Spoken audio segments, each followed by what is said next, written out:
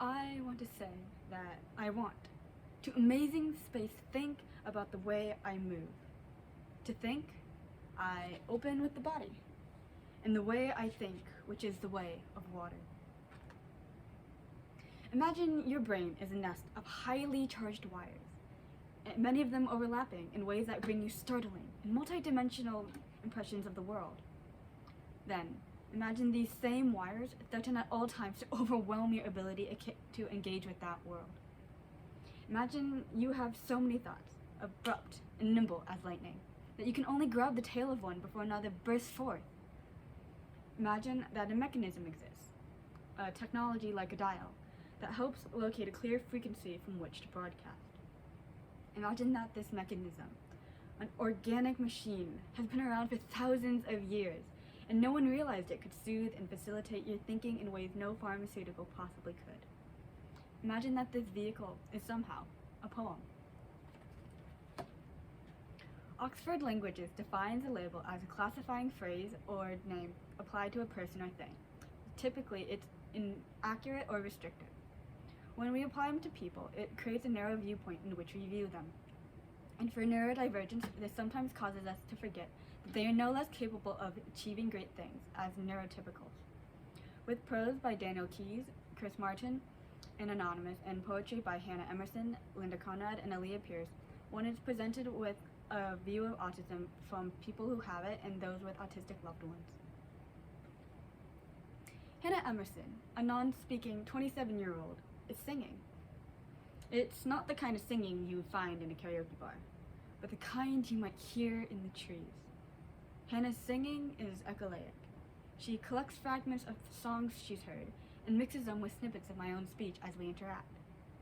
They form a sort of oral tapestry that enlivens the room from behind. For Hannah, however, these songs are foundational to her presence. She calls them her grounding sounds. I am away with really easing feelings of dancing. Touching the world is the way I'm wanting with my ticks.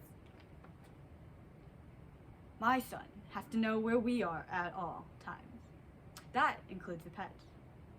We don't own a 5,000 square foot mansion, so when we leave the room, we're not that far away.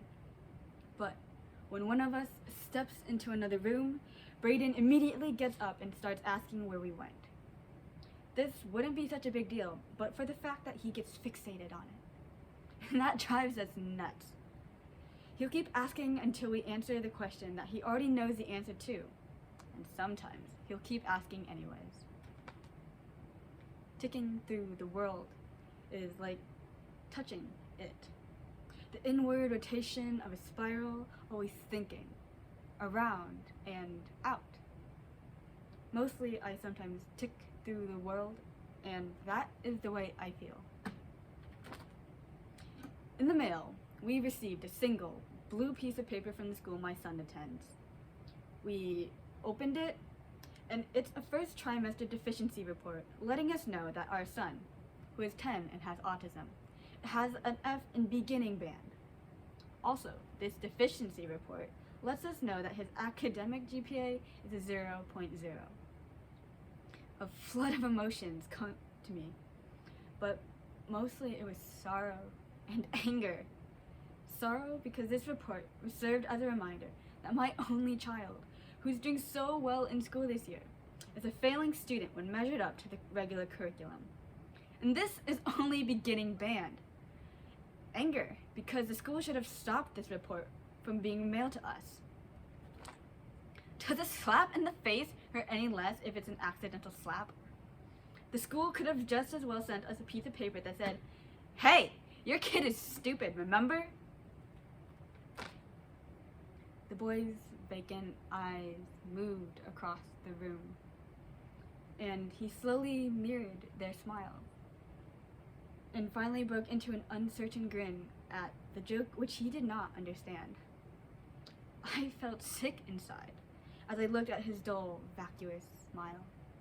The wide, bright eyes of a child, uncertain but eager to please. And I realized what I saw in him.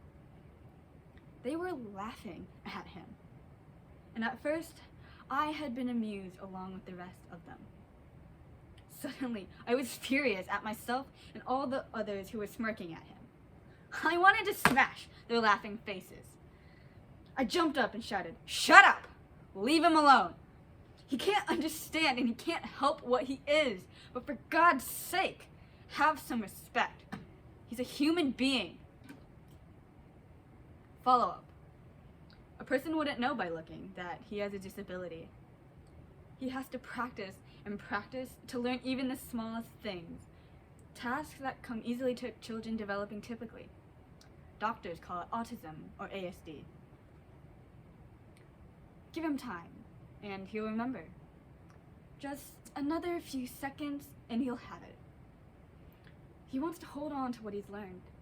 He wants it so much. If only they wouldn't rush him. Why does everything need to be in such a rush? Somewhere at the school, there was a communication breakdown, and this deficiency report got sent to us. I know it was accidental. They didn't mean it. Nobody talked to the band teacher, who is probably a really nice guy. Somehow, it got into our mailbox. Considering all that, it's still a sobering reminder of Braden's many deficiencies, academic and otherwise. Hey, your kid is still stupid, remember? You thought he was enjoying school and having fun and learning with all the regular kids, but he's still the stupidest kid in his class. Perhaps I'm overreacting. I'm an overprotective, maybe. But if they said that, wouldn't you turn around and start beating the crap out of someone? How strange it is that people of honest feelings and sensibility, who will not take advantage of a man born without arms or legs or eyes, how such people think nothing of a man born with low intelligence. That's what I'm thinking. I'm letting you into my head. I'm human. There is a symphony playing in Justin's head. Music. Notes that only Bach would waste his fingers on. Music that us normal people, our ears are not fit to hear. According to doctors, Justin is broken. They say the day he was born, he was too mute. That the only reason he reached for his mother was because he felt a beat. At 2 months old, Justin was diagnosed with autism. Follow-up. Zip is the cat, and Lucy is his dog. If they aren't in sight, stop the presses until we find out their exact positions. I think we need to install GPS transmitters up their butts and give the receiver to Braden. Sheesh. Another thing. He fixates on bugs. He wants them dead. If he's eating dinner and he sees a fly zooming around the room, he won't take another bite of his food until the fly is dead. It doesn't matter whether or not we are sitting down eating our dinner. No, we still have to get up, chase the fly around the room, and give it a proper burial.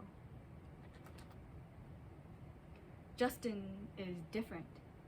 And according to doctors, different needs to be fixed. Different is a disease. Different is being too simple and because life must be complex. But Justin is beautiful. Simply beautiful. We might in these days say that beautiful is dead. But every time Justin tickles a key on the piano, it gives Beethoven a second chance at life. When he's performing, he's not performing for you or for me. Justin is great enough, and he doesn't even care. Justin is great enough. He is the enough that we ignore.